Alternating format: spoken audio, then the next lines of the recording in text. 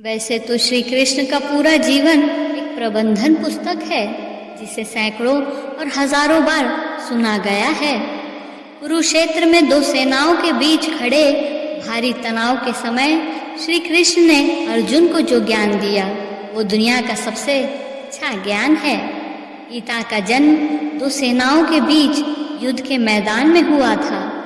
जीवन में सबसे अच्छी चीजें बड़े तनाव और दबाव में ही होती है। यदि आप अपने दिमाग को शांत और मन को स्थिर रखने की कोशिश करेंगे तो विपरीत परिस्थितियों में भी आप अपने लिए कुछ बहुत ही बेहतरीन खोज पाएंगे। कृष्ण यही सिखाते हैं। गीता पढ़ने से पहले अगर इस बात को समझ लिया जाए तो गीता पढ़ने में सफलता मिलती है। कृष्ण केवल कहानियों में पढ़े या सुने जाने वाले पात्र नहीं है, वे चरित्र और व्यवहार में एक देवता है। जीवन को बेहतर बनाने के लिए कृष्ण से सीखे ऐसी 5 बातें जिन पर अमल करने से सफलता अवश्य मिलेगी। शुरू से अंत तक जीवन संघर्ष ही है। जेल में जन्मे श्री कृष्ण, जैसे ही उनका जन्म हुआ उन्होंने रात में यमुना पार की और उन्हें गोकुल ले जाया गया। तीसरे दिन उतना मारने आई। यहाँ से शुरू हुआ संघर्ष। शरीर छोड़ने से पहले द्वारका के डूबने तक चला। कृष्ण का जीवन कहता है तुम जो भी हो दुनिया में आए हो हमेशा संघर्ष होगा। मनुष्य जीवन में आकर भगवान भी संसारिक चुनौतियों से नहीं बच सकते। कृष्ण ने कभी किसी बात की शिकायत नहीं की, हर परिस्थिति को जिया और जीता। कृष्ण कहते हैं परिस्थिति से भागो मत, उसके सामने खड़े रहो, क्योंकि कर्म करना ही मानव जीवन का प्रथम कर्तव्य है। हम क्रियाओं से ही परेशानियों को दूर कर सकते हैं। पढ़ाई किताबी ना हो, रचनात्मक हो। कृष्ण ने मध्य प्रदेश के उज्जैन में ऋषि संदीपनी के आश्रम में रहकर अपनी शिक्षा पूरी की। कहा जाता है कि 64 दिनों में उन्होंने 64 कलाओं का ज्ञान प्राप्त कर लिया था। उन्होंने वैदिक ज्ञान के अलावा कला भी सीखी। शिक्षा ऐसी हो जिससे हमारे व्यक्तित्व का रचनात्मक विकास हो। संगीत, नृत्य और युद्ध सहित 64 कलाएं कृष्ण के व्यक्तित्व का हिस्सा है। बच्चों में खाली ज्ञान न भरे, उनकी रचनात्मक को नए आयाम मिले, ऐसी शिक्षा व्यवस्था हो।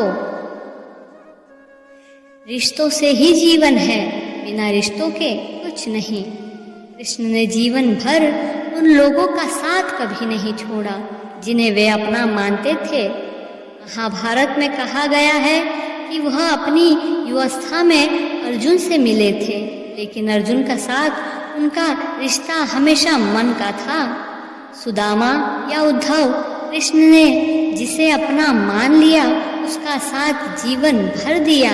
रिश्तों के लिए कृष्ण ने कई लड़ाइयाँ लड़ी और कई लड़ाइयाँ रिश्तों से जीती। उनका सीधा संदेश है कि संसारिक व्यक्ति की सबसे बड़ी संपत्ति रिश्ते होते हैं। अगर किसी के पास रिश्तों के बंधन नहीं हैं, वह व्यक्ति दुनिया के लिए गैर जरूरी है। इसलिए अपने रिश्तों को दिल से जिए, दिमाग से नहीं। शांति का मार्ग ही विकास का रास्ता है। महाभारत युद्ध से पहले शांति स्थापित करने के लिए कृष्ण ने पांडवों और कौरवों के बीच मध्यस्थता की थी। हालांकि दोनों पक्ष युद्ध लड़ने के लिए उत्सुक थे, लेकिन कृष्ण हमेशा चाहते थे कि युद्ध कैसे भी टल जाए। लड़ाई झगड़े से कभी समस्या का समाधान नहीं होता। शांति के मार्ग पर चल के ही हम समाज का रचनात्मक विकास कर सकते हैं। समाज की शांति से लेकर मन की शांति तक कृष्ण ने दुनिया को समझाया कि जब तक शांति नहीं होगी तब तक कोई भी समस्या खत्म नहीं हो सकती। चाहे वो समाज हो या हमारा अपना मन, सुख शांति से ही पाया जा सकता है, साधन से नहीं। हमेशा दूरगामी परिणाम सोचें।